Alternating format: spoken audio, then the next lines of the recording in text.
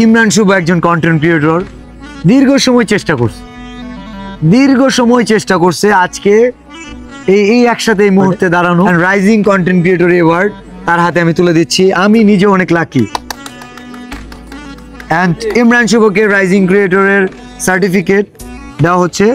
And Lubna হাফিজ আপু এটা sponsor করছে জানেন, এবং সেই সাথে একটা বইও দিয়েছে, হৃদয় ভাঙার গর্জন, যেটা আমার 7 বছরের অর্জন। ইমরান শুভ চলে আসো ভাইয়া, কাছে রাখি কারণ ক্লিকে বা ভিডিওতে যেহেতু নেটে যাবে। আসসালামু আলাইকুম। ওয়ালাইকুম আসসালাম। ভালো আছেন? ভালো আছি, কেমন আছো ভাই? জি আলহামদুলিল্লাহ। আলহামদুলিল্লাহ ভালো আছি। সফলতার আলোয় যদি রাঙাতে পারো নিজেকে, দুঃসময়ে দেখে নিবে পাশে রেখেছিল কে। আসো, একটা কথা আছে যে ভালো সেই বাসে বা শাসন সেই করে যে ভালোবাসতে জানে। জি ভাইয়া। এটা কেউ মানে আবার কেউ মানে না। যাই হোক, ইমরান শুভ একজন কন্টেন্ট ক্রিয়েটর, দীর্ঘ সময় চেষ্টা করছে আজকে এই একসাথে এই মুহূর্তে দাঁড়ানো। যদি কোনো ইগো কাজ করতো, অভিমান কাজ করতো, যদি আমার ভুল খুঁজে বেড়াইতো, তাহলে আমরা একসাথে দাঁড়াইতে পারতাম না। জি না ভাই। আমরা মানুষ ভুলের ঊর্ধ্বে না, হয়তো কারো পরিমাণ বেশি কারো কম। জি ভাই। এখন এইরকম একটা মুহূর্তে আমি ইমরান শুভকে এর আগেও পেয়েছিলাম টপ 10 কন্টেন্ট ক্রিয়েটর অ্যাওয়ার্ডে। And rising content creator award তার হাতে আমি তুলে দিচ্ছি। আমি নিজে অনেক লাকি। অ্যান্ড ইমরান শুভকে রাইজিং ক্রিয়েটরের সার্টিফিকেট দেওয়া হচ্ছে।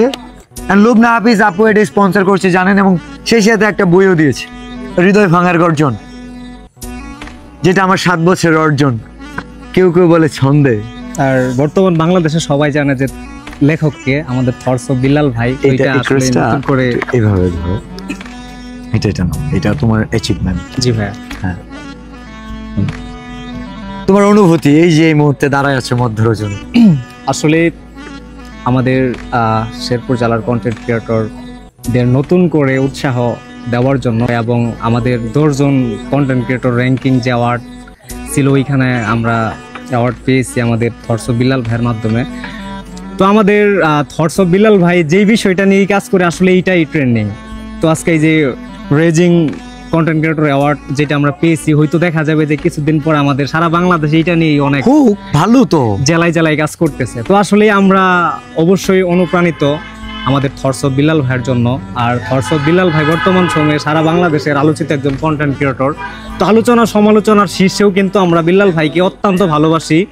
হয়তো ভিতরটা খুলে দেখানো যায় না, তো একটা সময় যদি কষ্ট পায়, একটা সময় ভালোবাসা অটোমেটিকলি মন থেকে জাগ্রত হয় যে আসলে ভাইয়াকে ভুল বুঝে লাভ নেই।